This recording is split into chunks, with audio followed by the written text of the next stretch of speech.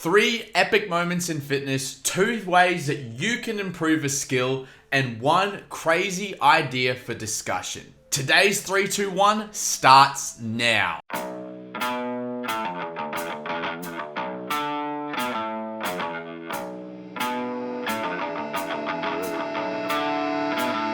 Do you ever see those crazy fitness highlights that are not particularly performed by the best of the best, but things that are good enough to highlight purely because of how well they were done, what kind of tenacity, grit, or dedication to the task it required, and something that's just genuinely amazing that you're like, damn, that needs to be recognized. That person needs to be praised. These are 3 epic moments in fitness that I've chosen for this week's video. If you want to submit your epic moment, whether it's a max lift, whether it's a weight loss journey, whether it's just anything that's happened in the realms of fitness, my Instagram link, Tyler J. Hamilton, is where to send it.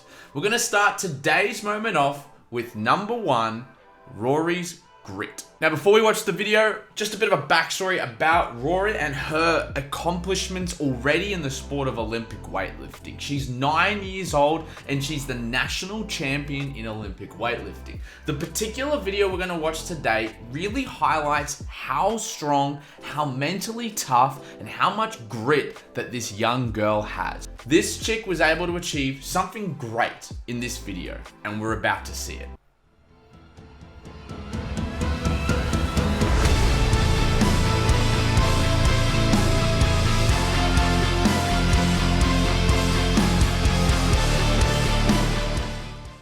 Now, Rory just lifted 53 kilos for a clean and squat jerk. Not only was this matching her competition PR of a split jerk, but this was 8 kilos heavier than the current national record. So impressive, even though it took her so many attempts. Now, the common comment that comes up for someone like her is, oh, isn't it dangerous to lift weights? You're gonna stunt your growth.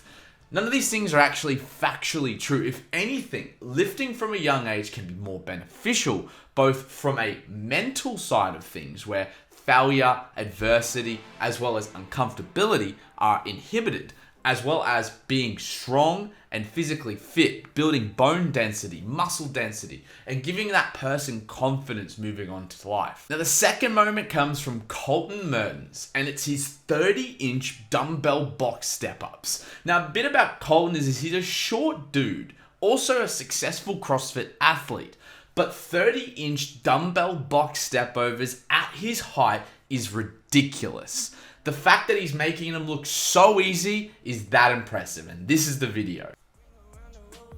Pockets full like OD. I can move just how I move, cause don't nobody know me. Low key, still do more numbers than your fate. You can hate, but you can't say that I've been missing any place, any fool. What it do? Moving quick, but it moves. I don't know about you, but that box comes up to his hips. Have you ever tried to lift your leg above your hip and then pull weight up that effortlessly? I don't believe you can. This man's making it look too easy. Our final video is from a powerlifter named Mike. Now, I've actually featured Mike on my Instagram before for his 10 repetitions at a pretty ridiculous weight. The video we're about to watch is Mike crush 16 repetitions of a back squat at 238 kilos. I can barely even do 200 for 1 rep, let alone 16 repetitions. Not only at 70% of his 1RM, but 238 kilos of raw power.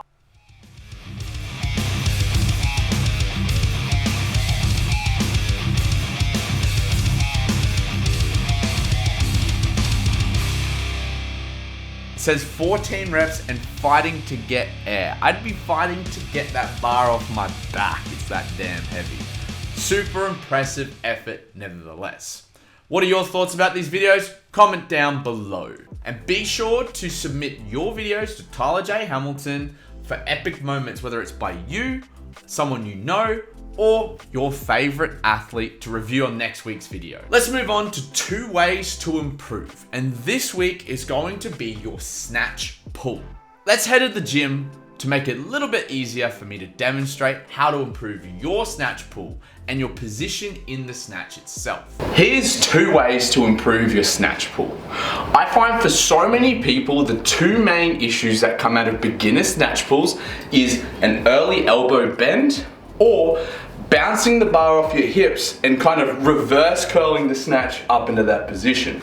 So many issues can happen in these 2 parts of the movement, and I've got 2 ways to help you improve your snatch. Firstly, we're looking at trying to keep the bar close to our body. Time and time again, people get too excited with the hip drive and end up humping the bar out away from their body instead of keeping it nice and tight. Let's start by talking about the banded drill. By having the band attached to the bar and pulling the barbell away from you, it causes you to keep it nice and close to your body so you're able to complete that nice successful snatch and keep it nice and close. This will also stop you from jumping forward with each rep and make you look better at the snatch. Our second tip is all about squeezing the pinky.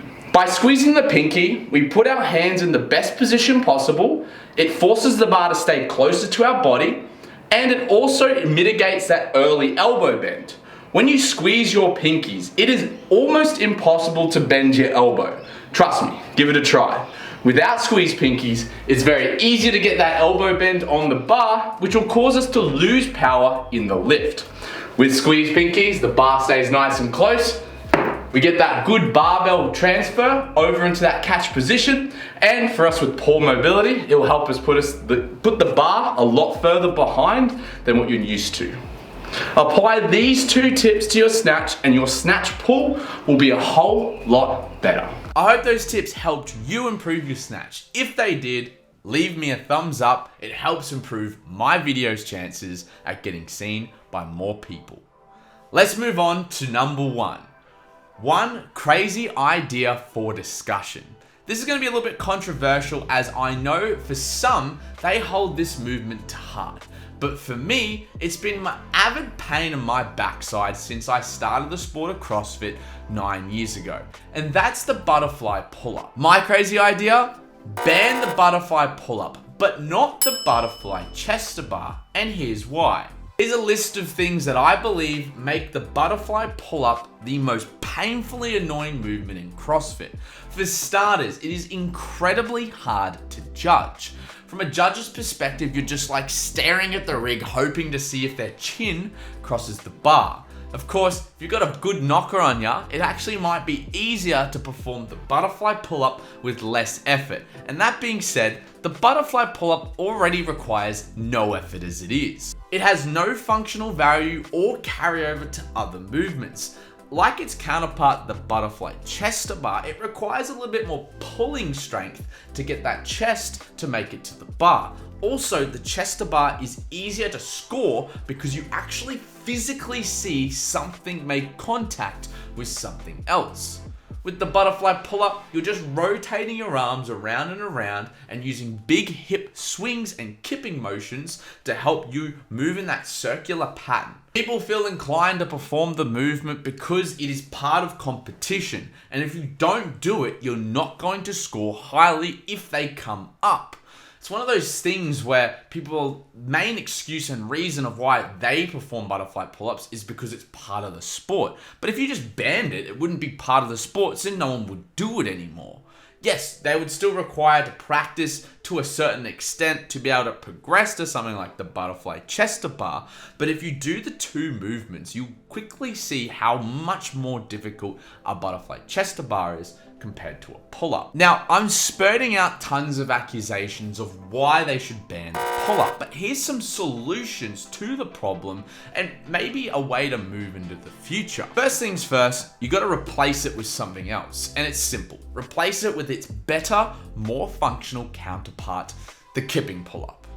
If you've ever done a kipping pull-up and then ever done a butterfly pull-up, you quickly realize that, oh my god, kipping pull-ups are tough. They require more grip strength, more strength in general, and better technique carryover to other movements, particularly the bar muscle up. The kipping pull-up pretty much enacts the first stage of the bar muscle up itself, with a slightly less hip explosion and slightly less strength required. Performing movements such as the kipping pull-up in competition are easy to judge. better transitional value, they're twice as difficult to perform, and they're easier to judge. It is very easy to see when someone's chin gets over the bar in a kipping pull-up because generally their whole head goes over the bar rather than just their chin. Synchronized kipping pull-ups look great, and it would add an extra layer of difficulty for team competitions to keep their movement standards and their movement patterns together. Whereas a butterfly pull-up, 2 judges are required to judge the actual movement, in my opinion, because it's so hard to tell whether athlete A or athlete B's chin is getting over the bar. That is my opinion on why CrossFit should ban the butterfly pull-up. Obviously, I'm very vocal on this topic, and it is only my opinion. What I ask from you is in the description or in the comments down below, please place your opinion. Nothing is wrong or right because it's just an idea, and a crazy one if that. Comment on why you think it should be banned. Comment on reasons that counter my argument. Give me a reason to agree with you because I'm open to discussion. If you have a crazy idea of your own for CrossFit or fitness to either get rid of or include, please leave it in the comments down below as I want to hear it, and potentially it will make the next video if it's crazy enough. Remember, I have many social media platforms that you can follow. TikTok, Instagram. Make sure you subscribe to YouTube to make sure you don't miss a video. My reels come out every single day, so don't miss out on them. And as always, check out my website, absolutebeast.org, for all the most updated blogs, emails, programs, and anything CrossFit related. And as always, thank you for watching this video. You guys at home, stay a beast.